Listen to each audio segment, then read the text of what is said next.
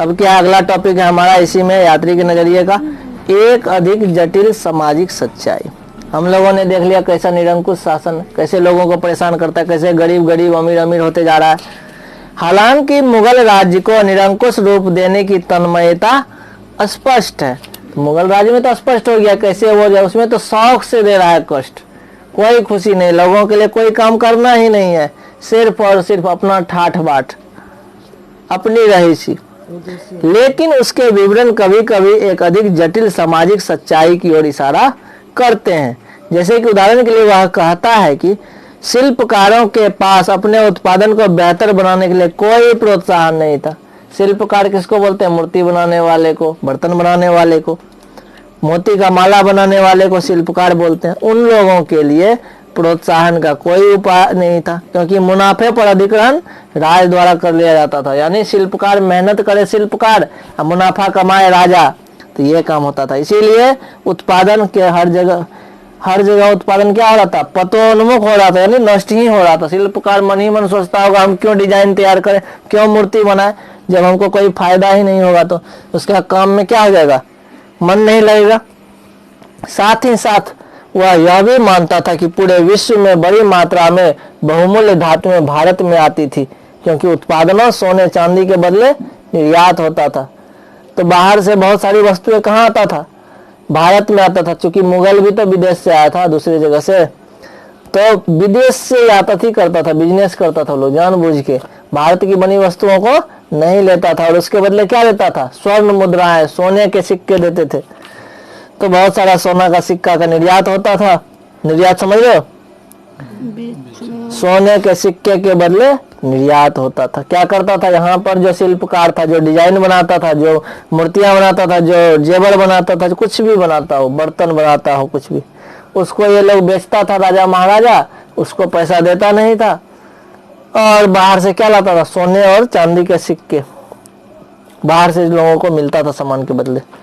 वहां एक समृद्ध व्यापारिक समुदाय जो लंबी दूरी के लिए विनिमय में संलग्न था। एक व्यापार होता था, व्यापार करने वाला व्यक्ति जो बहुत पैसा वाला होता था, बहुत बड़ा, और वो क्या करता था? इसी विनिमय में आदान प्रदान में संलग्न होता था, जो के अस्तित्व को भी रेखांकित करता है। अब जैसे कि देखते हैं इसमें कुछ दिया हुआ है, हम लोगों ने तो ये देख लिया, चम्मच है, सोने का चम्मच जिसमें पन्ने और मानिक जड़े हुए हैं। मुगल कालीन शिल्पकारों की खास दक्षता का उदाहरण है। अब सोचो कैसा शिल्पकार होगा, सोने का चम्मच बनाया, उसमें मोती भी फिट किया है, तो बहुत मेहनत का काम है। तो ये चीजें अब कुछ देखते हैं। एक भिन्न सामाजिक और आर्थिक परिदृश्य, उन्हीं के वृत्तांत से यानी कहानी से, जो उन्होंने कहानी लिखा उसी से एक छोटा सा पार्ट लिया गया है, जिसमें कृषि और शिल्प उत्पादन दोनों का विवरण दिया गया है। इस स्टोरी में देखते हैं। यह ध्यान देना आवश्यक है कि इस देश की विस्तृत भूभाग अधिकांश भाग क्या है? उपजाऊ है। उदाहरण के लिए पश्चिम बंगाल का विशाल राज्य, जो मिस्र से न केवल चावल, मकई और जीवन के अन्य आवश्यक वस्तु के उत्पादन में, बल्कि अनगिनत वाणिज्यिक वस्तु संदर्भ में मिस्र में भी नहीं उगाई जाती है। कहने का मतलब क्या है? जैसे उदाहरण दिया किसका? बंगाल का। उस समय बंगाल जो है बांग्लादेश भी मिला हुआ था, बहुत बड़ा था बंगाल मुगल शासन में। तो बंगाल में इतना उत्पादन होता था चावल का, मकई का, फिर और बहुत सारी वस्तुओं का बहुत सारा व्यापार होता था, जितना कि मिस्र में भी नहीं होता था। जैसे रेशम, कपास, नील कहीं आगे है, कहाँ? बंगाल में। भारत के कई ऐसे भाग है जहां जनसंख्या पर्याप्त है, भूमि पर अच्छी खेती होती है, लेकिन शिल्पकार भी अच्छे हैं जो कि बहुत ही मेहनत का काम करते हैं। हालांकि मूल रूप से आलसी होता है, आवश्यक से अधिक अन्य कारणों अपने आप को गलीचों, जरी, कशीदाकारी, कढ़ाई, सोने चांदी के वस्त्रों तथा भिन्न भिन्न प्रकार के रेशम के व सूती के वस्त्र का प्रयोग होते हैं और विदेश में निर्यात किए जाते हैं। यानी काम बहुत सारा होता था, गलीचों का, कसाईदार, कढ़ाई का, सोने चांदी के वस्त्र का, रेशम, सूती कपड़े, इन सब को विदेश बेचा जाता था। वहां से सोने के सिक्के को लाया जाता था, उस पर कब्जा किसका होता था? राजा का होता था। यह भी नहीं भूलना चाहिए। अभी देख लो लॉकडाउन में एक मंदिर है दक्षिण में, कौन नाम मंदिर, बहुत सुंदर मंदिर है, उसको बहुत ज्यादा नुकसान हो गया कि 1400 करोड़ का नुकसान हो गया। उसके यहाँ जो है पर डे पैसा आता था उसका, लोगों के दान देने के कारण। उसके यहाँ 21,000 खाली स्टाफ काम करता है, सबको वेतन देता है। उस मंदिर को बहुत नुकसान हो गया इस लॉकडाउन में। तो सोचो बिजनेस का कितना बढ़िया सिस्टम है। तो ये चीजें लोग श्रद्धा से देता है। देखो उसके अमीरी का कमी नहीं है। उसका खजाना में है 9 तक जो है नीचे सोना ही सोना है। लोग सोना भी दान में देता है। इस उद्धरण में दिया गया विवरण स्रोत 11 में दिए गए विवरण से किस प्रकार मायने रखते हैं, तो इस विवरण को देख लो। पिछला हम लोग देखे ही है। ये स्रोत 13 है और ये क्या बोल रहा है 11 में क्या दिया हुआ है थोड़ा देख लेते हैं। ये स्रोत 12 देख लो। हाँ, गरीब किसान वाला जो कहानी हम लोग पढ़े थे कि कैसे श्रमिकों के साथ जो है किया जाता है परेशान श्रमिकों को, और ये इस को जो हम लोग पढ़े हैं एक सामाजिक परिदृश्य और सब चीज होते हुए भी यहाँ पर क्या करना चाहिए हम लोगों को। हाँ देखो यहाँ पर क्या बताया, हमें यह भी नहीं भूलना चाहिए पूरे विश्व के सभी भागों में संचलन के पश्चात सोना चांदी भारत में आकर कुछ हद तक खो जाता है। सिंपल सा बात है, उतना मेहनत करके सामान भी बनाए, उसको बेचे भी, और पैसा जो है उस पर कब्जा कौन कर लिया, राजा कर लिया। कहीं ना कहीं इन दोनों को तुलना करना बाद में स्रोत 11 पीछे पड़े हुए उसको देख करके। ठीक है, आगे देखते हैं हम लोग। चलो राजकीय कारखाना के बारे में भी पढ़ लेते हैं थोड़ा। संभवतः बर्नियर एक मात्र ऐसा इतिहासकार था जो राजकीय कारखानाओं की कार्य प्रणाली का विस्तृत विवरण किया। ये कुछ विशेष चीजों के बारे में बता रहा था। देखो अब उसके बाद राजा का जो कारखाना होता था उसके बारे में बता रहा है। कई स्थान पर बड़े बड़े कक्ष होते थे जिन्हें कारखाना या शिल्पकार का कार्यशाला कहते थे। यानी ये कारखाना नहीं था बल्कि शिल्पकारों को पकड़ पकड़ कर ले जाया जाता था और उससे काम करवाता था जबरदस्ती। तुम काम करो, डिजाइन बनाओ, सामान बनाओ, हम इसको बेचेंगे विदेश दूसरे देशों में, और वहां से आया सोने के सिक्के चांदी के सिक्के। हम लोग पढ़ेंगे कहीं पर दिया हुआ था, कौन सा देश था, स्पेन था या फिर कोई देश था, वहां पर से जो बहुत व्यापार करता था भारत से, वहां से सारा सोना का सिक्का खत्म हो गया उसका देश का, तो भारत के साथ व्यापार करना ही बंद कर दिया था। 10th में ही पढ़े थे, आगे पढ़ेंगे हम लोग। एक कक्ष में कशीदाकार मास्टर होता था, निरीक्षण में व्यस्तता से कार्यरत रहते थे। एक अन्य में आप सुनार को देखते हैं, तीसरे चित्र में चित्रकार है, चौथे में प्रलाक्षा रस का रोगन लगाने वाला, 5वें में बढ़ई खरादी दर्जी जूते बनाने वाले, 6ठे में रेशम जड़ी महीन मलमल का काम करने वाले। यानी ये जो कारखाना होता था इनमें ये सारे लोगों को रखा जाता था। शिल्पकार अपने कारखानाओं में हर रोज सुबह आते थे, वहां पूरे दिन काम करते थे, शाम को अपने अपने घर चले जाते थे। निश्चित नियमित ढंग से उसका समय बीतता था। क्या होता है निश्चेष्ट, यानी निश्चित ही हर हाल में कोई भी जीवन की उन स्थितियों में सुधार करने को इच्छुक नहीं था। कोई उसको आराम देने वाला नहीं था। जिनमें वह पैदा हुआ था उसको करना ही करना था। तो बर्नियर के इस विचार को किस प्रकार प्रेषित करता है, हालांकि हर तरह से बहुत सक्रियता है पर उन्नति बहुत कम है। इन लोगों को तो मजबूरी में काम करना पड़ रहा था क्योंकि राजा को तो बहुत मुनाफा हो रहा था। तुमको उतना ही मिलेगा जितना जरूरी है, अपना बेचते तो ज्यादा मिलता। जैसे नील की खेती होती थी, नील का खेती फसल का दाम यदि 5 रुपया है तो अंग्रेज सरकार उसे 3 रुपया में खरीदता था। बाजार रेट से कम तुमको देना ही होगा, तुम दूसरे को बेच भी नहीं सकते हो। तो अब हम लोग देखते हैं 17वीं शताब्दी में जनसंख्या का लगभग 15% भाग नगरों में रहता था। 17वीं शताब्दी में हमारे देश में क्या था, 15% लोग ही नगर में रहते थे, यानी 85% लोग गांव में रहते थे। यह औसतन उसी समय पश्चिमी यूरोप में नगरीय जनसंख्या के अनुपात से अधिक था। बर्नियर इतने पर भी बर्नियर मुगल कालीन शहरों को शिविर नगर कहता था, क्योंकि सोचो नगर में तो बहुत कम लोग रहते थे और कम लोग रहता है तो उसको क्या बोलते हैं, शिविर बोलते हैं। सत्संग होता है ना, छोटा सा टेंट लग जाता है, तो नगर वैसा वैसा ही था। जिससे आपका आशय यह उन नगरों से था कि अपने अस्तित्व में बने रहने के लिए राजकीय शिविर पर निर्भर होते। यानी कि जो भी नगर में रहता था वो किस पे निर्भर रहता था, राजकीय शिविर में, राजा के द्वारा बना हुआ शिविर पे निर्भर रहता था। उनका विश्वास था कि ये राजकीय दरबार के आगमन के साथ अस्तित्व में आते हैं। यानी कि जो भी शहर में रहता था राजा के अधीन, इसके कई और, यानी सीधा सा बात समझो, राजा के अधिकारी लोग इनके कहीं और चले जाने के बाद तेजी से पतोन्मुख हो जाते थे। जब तक राजा का चमचा बन के रह रहा है तब तो राजा के साथ रहो, राजा के महल में। चमचागिरी छोड़ दिया तो वहां से भागना पड़ेगा, तब बन जाओगे कंगाल। खाने तक के लिए कोई नहीं पूछेगा, तुम्हारा तो नाश होना निश्चित है। उसने यह भी सुझाया इनकी सामाजिक और आर्थिक नींव व्यवहार्य नहीं होती, ये राजकीय प्रश्रय पर आश्रित रहते हैं। अभी अभी मैंने बताया कि जो राजा का चमचा होगा तो राजा उसे खिलाएगा भी पिलाएगा भी, तुमको काम करना है उसके लिए सिर्फ, है ना। अब आते हम लोग भू स्वामित्व के प्रश्न के तरह ही, अभी अभी हम लोग पढ़े थे भू स्वामित्व के बारे में कुछ देर पहले। अब आते हैं नगर के बारे में। नगर का अस्तित्व किस आधार पर था? नगर में होता क्या क्या था भाई? उत्पादन केंद्र था। पकड़ पकड़ के शिल्पकार को, जूता सिलने वाले को, मोची को, कपड़ा सिलने वाले को, सबको लाता था। व्यापारिक नगर था, बंदरगाह नगर था, बंदरगाह जहाँ नाव लगता है पानी वाला, धार्मिक केंद्र था, तीर्थ स्थान था, ये सब नगर में था। इस अस्तित्व समृद्ध व्यापारिक समुदाय और व्यावसायिक वर्गों के अस्तित्व का सूचक था।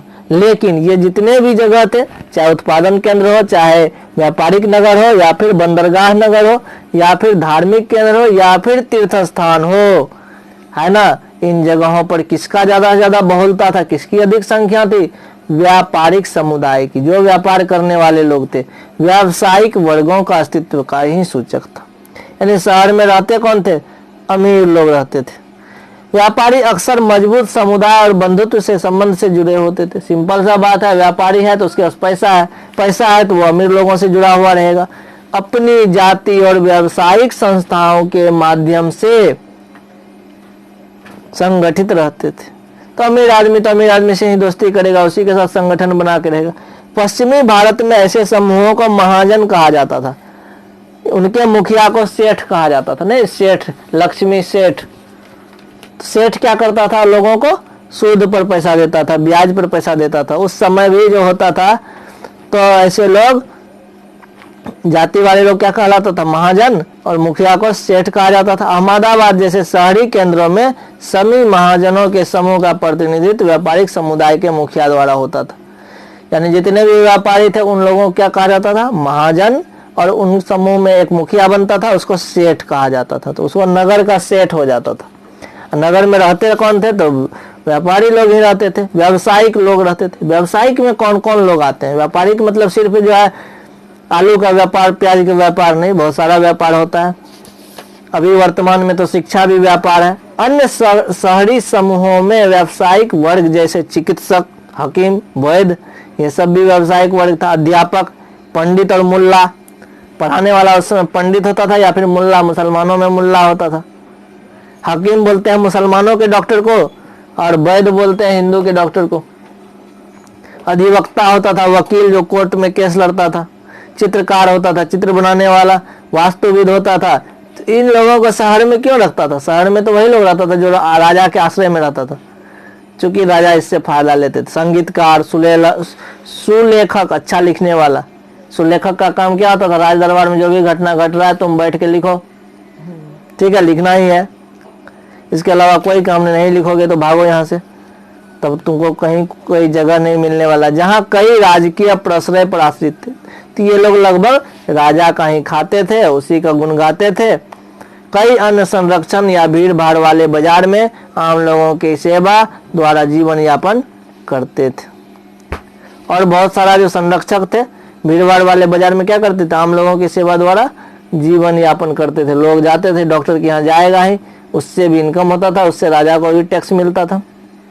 जैसे अभी होता है ना, डॉक्टर दवाई लिखता है, कहता है फलना मेडिकल स्टोर से ले लो, तो उस मेडिकल वाला क्या करता है? उसको डॉक्टर को भी कुछ देता है। अब इतना पढ़ने के बाद अगला क्वेश्चन पूछ रहा है, क्या आपके विचार से बर्नियर जैसे विद्वान ने भारत की यूरोप से तुलना क्यों की? तो इस पर समझ दिमाग लगाना, क्योंकि अब है क्या कि महिलाएं, दासियां और सती श्रमिक, जिन यात्रियों ने अपने लिखित वृत्तांत छोड़े वे समानतः पुरुष थे, जिन्हें उप महाद्वीप में महिलाओं की स्थिति में विशेषकर रुचि कभी कभी जिज्ञासापूर्ण लगता था। जितने भी यात्री आए घूमने के लिए, उन्होंने जो वृत्तांत यानी कहानी लिखा, उसमें क्या था? सारे लोग क्या थे? पुरुष थे।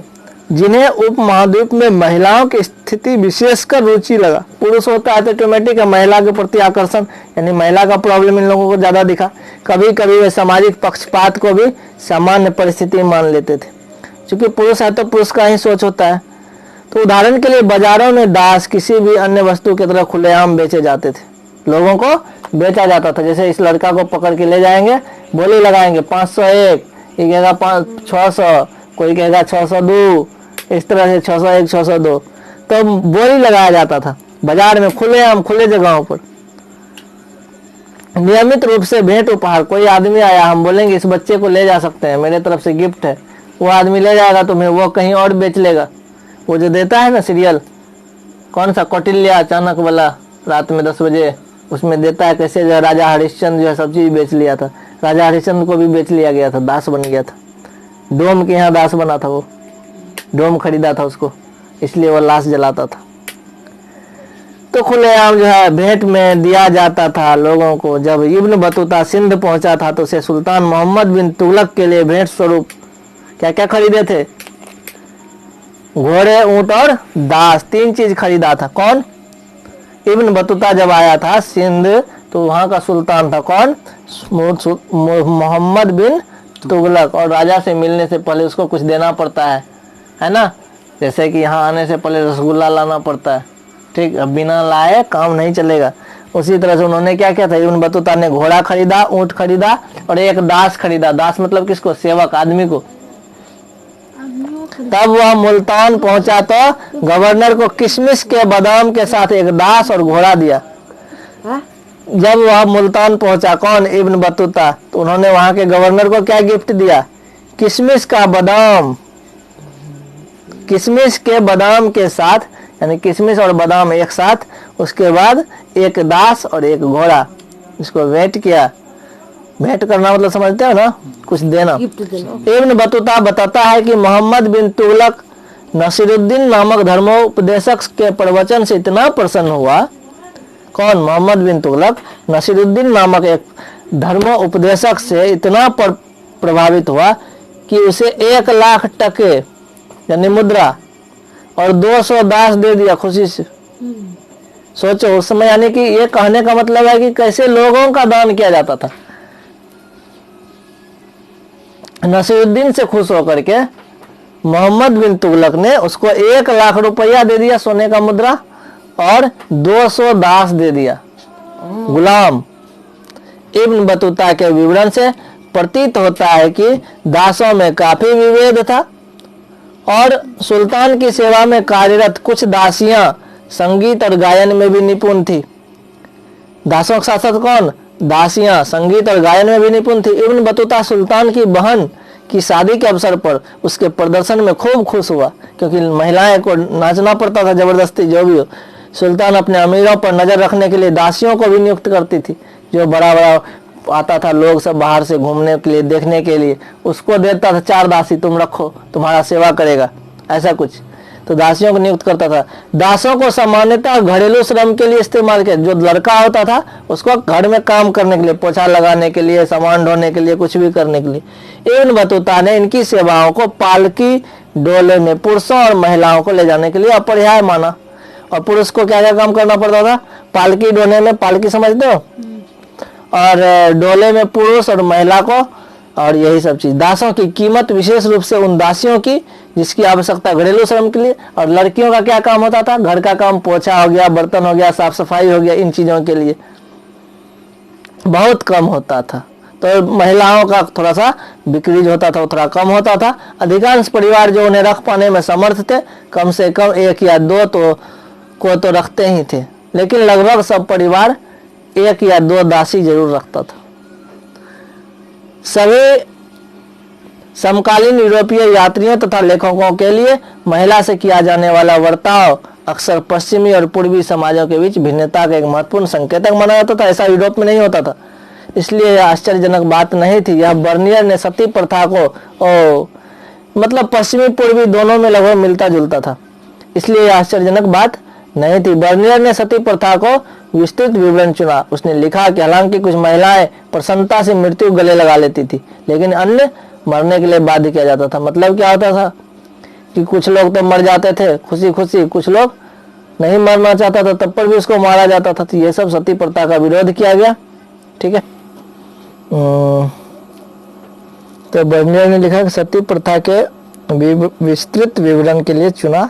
उसने लिखा कि हालांकि कुछ महिलाएं प्रसन्नता से खुशी खुशी मर जाती थी, है ना, मृत्यु गले लगा लेती थी, लेकिन अन्य को मरने के लिए बाध्य किया जाता था। कुछ लोग को जबरदस्ती भी मारा जाता था, ये चीज। लेकिन महिलाओं का जीवन सती प्रथा के अलावा कई और चीजों की ओर चारों ओर भी घूमता था। उनका श्रम तथा कृषि के क्या अलावा होने वाले उत्पादन और दोनों महत्वपूर्ण था, है ना। कृषि और कृषि के अलावा व्यापारिक परिवारों से भी आने वाली महिलाएं व्यापारिक गतिविधि में हिस्सा लेती थी। जो व्यापारिक परिवार से महिलाएं थी वह भी व्यापार में भाग लेती थी, काम करती थी। यहाँ तक कि कभी कभी वाणिज्यिक विवादों में अदालत के सामने भी ले जाती थी।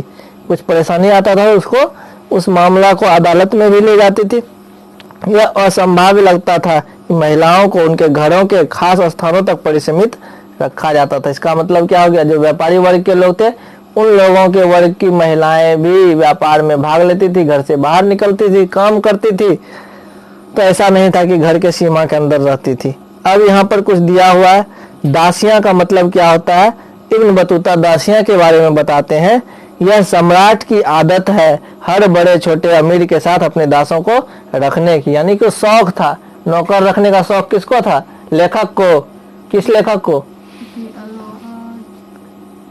गुनाकर मुले, बहादुर का लेखक, तो उसको लेखक को रखने का शौक था, नौकर। उसी तरह से राजा को आदत था दास रखने का, उसके अमीरी की मुखबिरी करता था। यानी कि जब तक दास नहीं रखता था लोग ये नहीं समझता था कि हम अमीर हैं।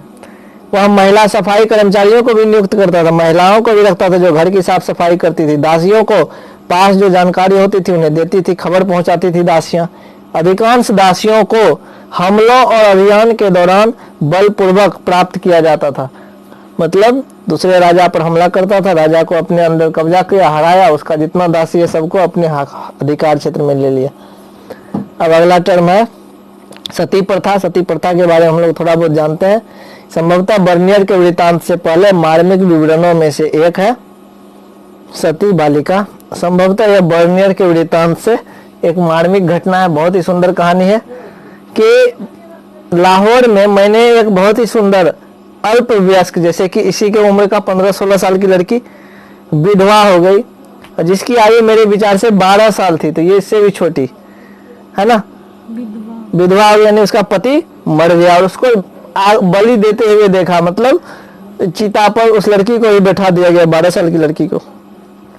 उस भयानक नरक की ओर जाते हुए वह असहाय छोटी सी बच्ची जीवित से अधिक मृत प्रतीत होती थी। छोटा सा बच्चा, कमजोर, एकदम शरीर में ताकत नहीं और मृत प्रतीत होती थी। उसके मस्तिष्क की व्यथा का वर्णन नहीं किया जा सकता। उस लड़की पर क्या बीतता होगा। वह कांपते हुए बुरी तरह से रो रही थी, लेकिन 3 या 4 ब्राह्मण, एक बूढ़ी औरत जिसने उसे अपने आस्तीन के नीचे दबाया हुआ था, यानी कस करके जो है पकड़ा हुआ था उसको, और की सहायता से उन अनिच्छुक पीड़िता को जबरन घातक स्थल पर ले गया और उसे लड़कियों के साथ बैठाया। उनके हाथ पैर को बांध दिए गए ताकि वह भाग नहीं पाए और उस मासूम प्राणी को जिंदा जला दिया गया। उस 12 साल की लड़की को किसने मिलकर दबाया, 4 ब्राह्मण, एक बूढ़ी औरत, उसको रस्सी से बांध करके फिर उसको आग में डाल दिया गया और वह जल गई। मैं अपनी भावनाओं को दबाने और उसके कोलाहलपूर्ण तथा व्यर्थ के क्रोध को बाहर आने से रोकने में असमर्थ था। और इस तरह से हमारा ये चैप्टर कंप्लीट हो जाता है। ठीक है, आपके विचार से सामान्य महिला श्रमिकों के जीवन ने इब्न बतूता और बर्नियर जैसे यात्रियों का ध्यान अपनी ओर क्यों नहीं खींचा, क्योंकि हम जानते हैं कि इब्न बतूता और बर्नियर का ध्यान इन ओर गया ही नहीं, क्योंकि वह पुरुष थे। पुरुष की मानसिकता, क्योंकि हमारा समाज ही क्या है, पितृसत्तात्मक समाज है। और इस प्रकार आपने देखा होगा कि यात्री वृत्तांत इन शताब्दियों में पुरुषों और महिलाओं के जीवन की एक रोचक झांकी प्रस्तुत करते हैं। इन वृत्तांतों से हम बहुत सी जानकारी प्राप्त करते हैं, इससे हमें बहुत कुछ सीखने को मिला, पर इनमें सामाजिक जीवन के कई आयाम हैं, कई अनछुए बातें हैं, फिर भी एक दृष्टिकोण विशेष से देखे जाते हैं जिन्हें इन वृत्तांत को पढ़ते हुए ध्यान रखना अति आवश्यक है। साथ ही उपमहाद्वीप में पुरुषों, संभवतः महिलाओं का अनुभव और प्रेक्षण अपेक्षाकृत अज्ञात है, यानी कि महिलाओं का अनुभव अधिक नहीं है, पुरुषों का अधिक है, जिन्होंने समुद्र और पर्वतों को पार किया। पुरुष उपमहाद्वीप के बड़े क्षेत्रों को साहसिक यात्राएं की। क्या आपने देखा और सुना? हाँ, हमने देखा जरूर। सुदूर क्षेत्रों के लोगों के साथ उनके संबंध किस प्रकार से ढले हुए, किन भाषा में बात करते थे, और उधर इस प्रकार अन्य प्रश्नों पर आने वाले महाद्वीप के पुरुषों, संभवतः महिलाओं का अनुभव और प्रेक्षण अपेक्षाकृत अज्ञात है। तो साथ ही उपमहाद्वीप के पुरुषों और संभवतः महिलाओं के अनुभव प्रेक्षण अपेक्षाकृत अज्ञात हैं, जिन्होंने समुद्रों और पर्वतों को पार किया, उपमहाद्वीप के बड़े साहसिक यात्रा की। इन चीज़ों के बारे में हमने देखा। अब हम लोग देखते हैं, यहाँ पर दिया हुआ है मथुरा से मूर्ति का नमूना जिसमें यात्री दर्शाए गए हैं। ये यात्री है जो कि यात्रा करते थे। और ये यातायात के कौन कौन से साधन अपनाए दिख रहा है, ये लगता है घोड़ा है, उसके रथ टाइप से है कोई गाड़ी, हाथी भी है। तो हम इससे देख सकते हैं, कुछ सीख भी सकते हैं। अब आगे है कार्य रेखा। कुछ यात्री जिन्होंने वृतांत छोड़े, तो 10वीं से 11वीं शताब्दी 973 से 1048 के बीच में मोहम्मद इब्न अहमद अबू रेहान अल बिरूनी जो उज्बेकिस्तान का था। 13वीं शताब्दी यानी 1254 से 1323 तक मार्को पोलो इटली से आया था। 14वीं शताब्दी में इब्न बतूता मोरक्को से आया था 1304 से 77 तक। 15वीं शताब्दी यानी 1413 से 82 तक अब्दुल रज्जाक कमाल उल दिन क्या है अब्द अल रज्जाक कमाल अल दिन इब्न इसहाक अल समरकंदी समरकंद से 1466 से 72 भारत में बिताए वर्ष। अफानासी निकितिन 15वीं शताब्दी रूस से। 16वीं शताब्दी 1518 में भारत की यात्रा। दुर्ते बारबोसा मृत्यु हुई 1521 पुर्तगाल से। 1562 में मृत्यु वर्ष हुआ। सैयदी अली रेइस तुर्की से आया था। 1536 से 16 के बीच में अंतोनियो मानसेरेते स्पेन से। 17वीं शताब्दी में यानी 1626 से 31 भारत में बिताए गए वर्ष है। महमूद वली बल्खी वल्क से। 1600 से 67 तक रहा पीटर मुंडी इंग्लैंड से। 1605 से 89 जियो बैपिस्ट तैवर्नियर फ्रांस का। और 1620 में से लेकर 88 इनका जो है जन्म हुआ। 20 में 88 में मृत्यु हुई। फ्रांसवा बर्नियर जो कि फ्रांस से आया था। यहाँ कोई अन्य संकेत नहीं है, तिथि यात्री जीवन काल को बता रही है। यानी कहने का मतलब क्या हो गया, तो यहाँ तक जो ये दिया हुआ है ना 973 से 1048, ये 973 हो गया इस यात्री का जन्म और 1048 इसकी मृत्यु। उसी तरह से मार्को पोलो का जन्म 1254 और मृत्यु 1323 में। इब्न बतूता का जन्म 1304 में, मृत्यु 77 में। ये नहीं दिया हुआ कितने दिन भारत में रहा। और यहाँ पर जो है अब अब्द अल रज्जाक इसका जन्म हुआ 1413 में, मृत्यु हुई 1482 में। और अफनासी निकितिन का जो है यह दिया हुआ है कि भारत में कितने साल रहा, तो ये 66 से 72 तक भारत में रहा। और 16वीं शताब्दी में 1518 में भारत की यात्रा की दुर्ते बारबोसा। और 1562 मृत्यु का वर्ष दिया हुआ सैयद अली रईस का।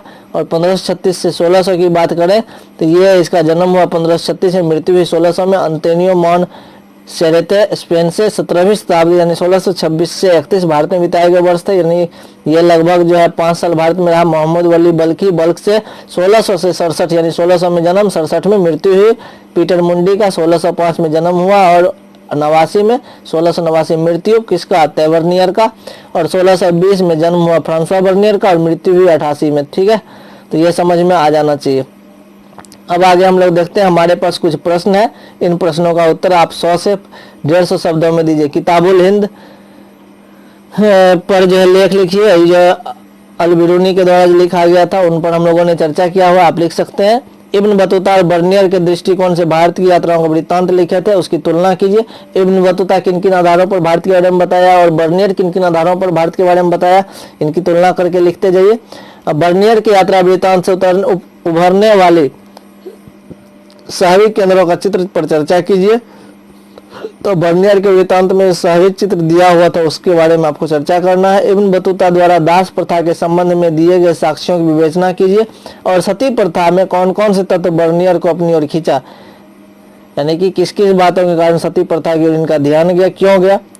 अगला क्वेश्चन है हमारा, इनको 250 से 300 शब्दों में लिखना है। जाति व्यवस्था के संबंध में अल बिरूनी की क्या चर्चा थी, उनके बारे में बताना है। क्या आपको लगता है कि समकालीन शहरी केंद्रों में जीवन शैली की सही जानकारी प्राप्त करने में इब्न बतूता का वृत्तांत सहायक है, अपने उत्तर के कारण दीजिए। और 8वां क्वेश्चन हमारा, चर्चा कीजिए कि बर्नियर का वृत्तांत किस सीमा तक इतिहासकारों को समकालीन ग्रामीण समाज को पुनः निर्मित करने में सक्षम करता है। तो बर्नियर, फ्रांसवा बर्नियर के बारे में हम लोगों ने जाना था, ग्रामीण समाज की स्थिति क्या थी, कैसे उसमें सुधार की आवश्यकता थी। यह बर्नियर के उदाहरण से लिया गया है। कैसे लोग तैयार सुंदर शिल्प कारीगरी के बहुत उदाहरण हैं, जिसके पास औजार का अभाव है, जिसके विषय में यह भी नहीं कहा जा सकता है कि उन्होंने किसी निपुण कारीगर से कार्य सीखा है। कभी कभी वे यूरोप में तैयार वस्तुओं की इतनी निपुणता से नकल करते हैं कि असली और नकली के बीच अंतर कर पाना मुश्किल हो जाता है। अन्य वस्तुओं में भारतीय लोग बेहतरीन बंदूकें और ऐसे सुंदर आभूषण बनाते थे कि संदेह होता था कि कई यूरोपीय स्वर्णकार कारीगर इतने उत्कृष्ट नमूने से बेहतर बना सकता है। मैं अक्सर इसके चित्र की सुंदरता, मृदुलता और सूक्ष्मता से आकर्षित हुआ हूँ। यानी कि भारतीय शिल्पकार जो थे वो इतने सुंदर नक्काशीदार जेवर बनाते थे, आभूषण बनाते थे कि इसको देख करके बर्नियर दंग हो गए। उसके द्वारा लिखित शिल्प कार्यों को सूचीबद्ध कीजिए और इसकी तुलना अध्याय में वर्णित शिल्प गतिविधियों से भी कीजिए। तो शिल्पकार में कौन कौन से काम किए जाते थे हम लोगों ने देखा था कि शहर में जो था राजा के अधीन में कौन कौन से लोग काम किया करते थे, उनका व्यापार भी होता था। तो इन पर चर्चा करना है, ठीक है। ये मानचित्र कार्य दिया हुआ अगला क्वेश्चन में कि विश्व की सीमा रेखा मानचित्र पर उन देशों को चिन्हित कीजिए जिसकी यात्रा इब्न बतूता ने की थी। तो मैप में दिया गया था इब्न बतूता कहाँ कहाँ गया, कौन कौन से समुद्रों को उसने पार किया था, ठीक है। परियोजना कार्य भी दिया हुआ है, कोई एक आप कर सकते हैं। अपने ऐसे किसी बड़े सगे संबंधी जैसे कि माता पिता, दादा दादी, चाचा चाची, नाना नानी का साक्षात्कार कीजिए, कहानी यानी कि उससे बात कीजिए जिन्होंने आपके नगर अथवा गांव के बाहर यात्रा की, जो बाहर गया हो घूमने के लिए। और उसके बाद कहाँ गया ये पूछिए, उन्होंने यात्रा कैसे की यह भी पूछिए, उसे कितना समय लगा यात्रा करने में यह भी पता कीजिए, उन्होंने यात्रा क्यों की यह भी प्रश्न पूछना है, क्या उनसे कोई कठिनाई हुई यात्रा करने में। और इन सब बातों को पूछ करके आप एक लिस्ट बनाइए, ठीक है, और एक रिपोर्ट तैयार कर सकते हैं, ठीक है। अगला है इस अध्याय में उल्लेखित यात्रियों में से किसी एक के जीवन कृतियों और विषय के बारे में जानकारी हासिल कीजिए। 3 यात्री के बारे में पढ़े, तीनों में से किसी एक के बारे में आपको लिखना है। और चित्र में दिखाया गया है यात्री को, देख लीजिए चित्र में आराम करते हुए यात्री है, जहाँ पर उसके जानवर भी आराम कर रहे हैं, यात्री भी आराम कर रहे थे। ये चैप्टर हमारा इस तरह से कंप्लीट हो गया। हमने कोशिश किया आप लोगों को बेहतर तरीके से समझाने का। धन्यवाद। फिर मिलते हैं हम लोग अगले चैप्टर में। ये चैप्टर यही एंड हो जाता है।